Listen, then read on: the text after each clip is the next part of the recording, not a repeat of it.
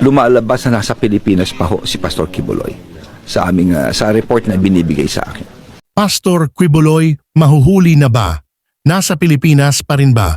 Or kasama na si Alice Guo? Panoorin ang buong video at huwag kalimutan mag-subscribe para sa mga iba pang mainit na issue.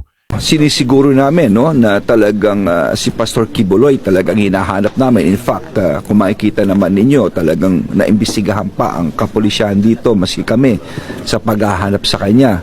Talagang gagawin po namin ang lahat, hindi lamang kay Pastor Quiboloy, kay Alice Guo, pati sa lahat po na merong warrant na of arrest, na nakapaloob po. Gagawin po namin.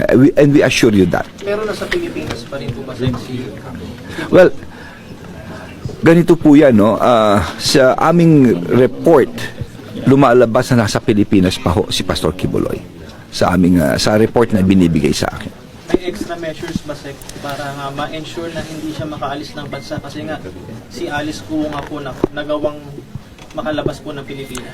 Well, ginagawa po namin lahat. Makikita nyo naman ang mga pulis ay talagang ano po yan, may order po yan, talagang tignan sa bawat sulok sa buong Pilipinas po ito. Po.